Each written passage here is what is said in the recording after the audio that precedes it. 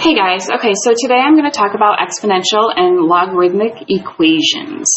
We're going to look at exponential first. So there are two different ways to solve these. The first way is to try to get the same bases, and I'm going to give you an example of that. We have 8 raised to the x, and we have 2 raised to the x plus 6. Okay, so 8 and 2 are my bases. So I need to get them to the same base. Can I write 8 in a different way with a base of 2? I can. 8 is just 2 cubed. 2 times 2 is 4. 4 times 2 is 8. So I just rewrote the number 8 as 2 cubed. It's still raised to the x. And this side remains the same.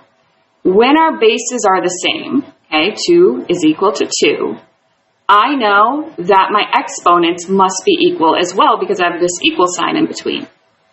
So I'm going to set my exponents equal to each other to solve for x. When you have a power raised to another power, we multiply. So that is 3x. And over here you have x plus 6.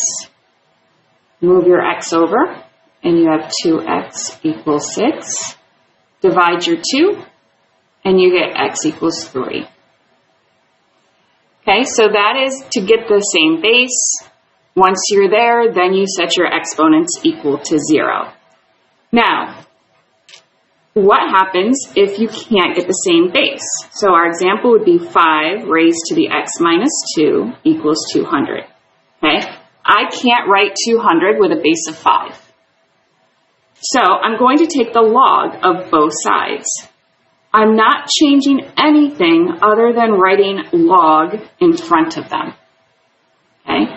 This log has an exponent, so our power rule says to bring that exponent in the front and multiply it to the log.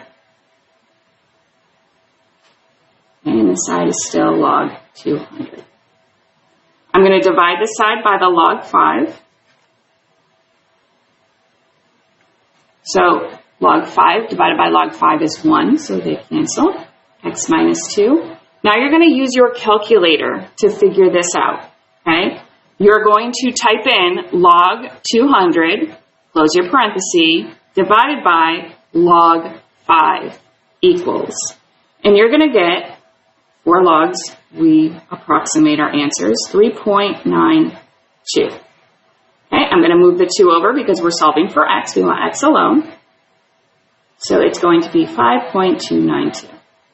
Okay, so don't spend a lot of time trying to get a common base. If you don't get it, I don't know, within the first 30 or 40 seconds, just take the logs. Logs will work every single time. Okay? All right, now with logarithmic equations, what you want to ask yourself is, do I have one log? Because if you have more than one log, you're going to have to create one log before you move on. Once you get to one log, you're going to change it to exponential form, and then you can solve from there.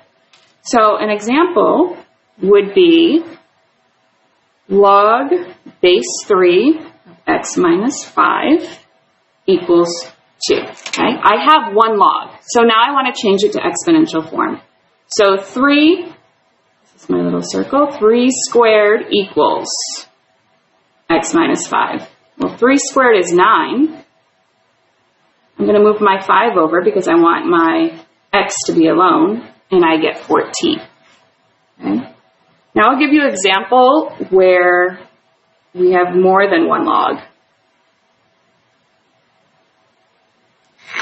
Okay, now when you see 2 logs that are being subtracted, you know you can divide. Okay, so I'm going to write my one log, but I'm going to do 45x divided by 3, which is 15x. That's my new log. I've just combined them.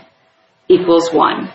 Now I'm going to change it into exponential form. Remember, if there is no base listed, it's a base of 10. So this would be 10 to the first power is equal to 15x. Okay, 10 to the first power is still just 10. So I'm going to divide the 15. And I'm going to simplify. Okay? I can divide both of those by 5, so I get 2/3. All right, good luck, guys.